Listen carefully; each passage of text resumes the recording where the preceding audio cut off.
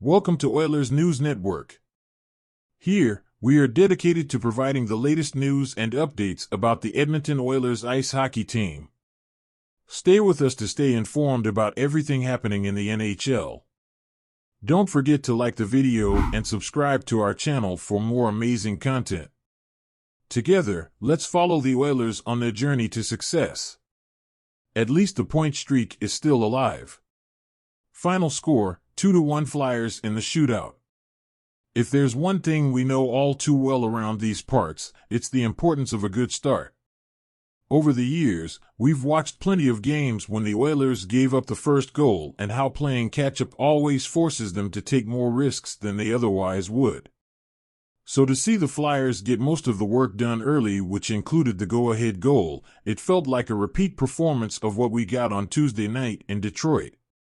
Again, it wasn't like the Oilers played poorly by any means, but more so that they were just a little bit off in their execution. Too many passes were a foot too long or too short. There were opportunities to shoot the puck that were passed up in favor of more difficult plays, and I thought that if they could clean up those details over the final 40 minutes that they'd be in a good spot to be competing for the win. The tricky part, of course, was whether or not they could make the necessary adjustments. Heading into the second period, I think it's safe to say that there was a ton of room for improvement for the team that was trying to extend its 8-game point streak. More or less, the Oilers just needed to simplify what they were trying to do out there because they are the better team, and that fact alone should earn them some chances. One thing they could not do, however, was to allow a second goal to widen the gap, which made the Evander Kane marker at 1:56 so incredibly important. Instead of chasing, it was back to being anyone's game, and I was hoping that would also mean that the Oilers would take over the way we expected them. But as much as Kane's goal was helpful, it didn't dampen the Flyers' spirit or drive even one bit. They kept sitting back in their trap-style defense to fish for turnovers, and if the Oilers coughed the puck up, Philly moved the play back up the ice with simple plays that were not only effective but also burned plenty of time off the clock. It was like the Oilers were playing in quicksand and struggled to navigate the roadblocks that the Flyers were throwing up everywhere. Despite the sloppiness of their overall game, the Oilers still had a chance to pull in 2 points provided that they could win another period. Yet, to make that happen, they were going to need to crank up their urgency levels because the passive game they were running with wasn't going to get the job done. I'm not sure what exactly was going on with the boys in white, but the engagement level wasn't up to par. Thankfully, that started to change as the period wore on. With each passing shift, the Oilers finally started to move their feet, and that led to a whole lot more action in the offensive zone. Wave after wave, the Oilers heaped pressure on the Flyers until Zach Hyman was eventually able to get a second goal past Hart. But as we've seen countless times already, the goal was challenged for goaltender interference and invariably called back because Hyman is cursed or something. And with neither side able to get anything else past the netminders before the buzzer, this game was off to the bonus period to see if we get a winner in sudden death.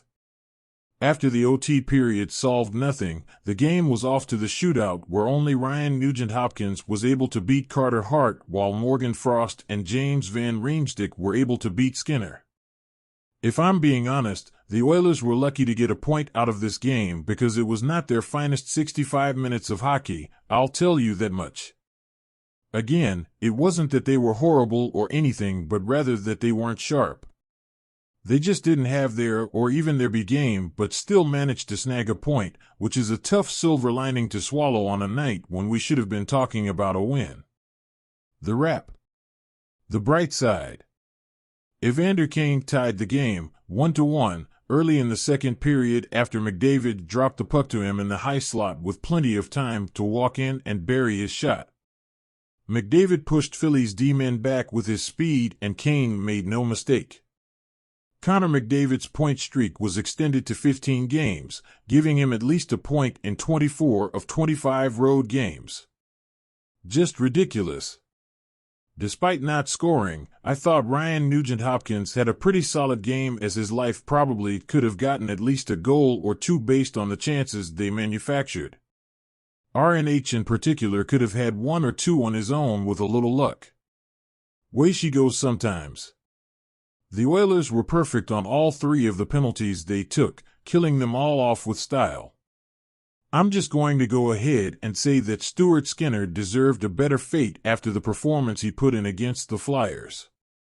From start to finish, he was the best player in a white uniform, and it's a bummer that the team in front of him couldn't help him out with more than a single goal. For my money, Skinner is the only reason the Oilers were able to salvage a point after finishing the night with 35 saves and a .972 save percent. Getting that single point bumped them up into 3rd place in the Pacific Division. And that's it, folks. Thank you for watching another episode of Oilers News Network.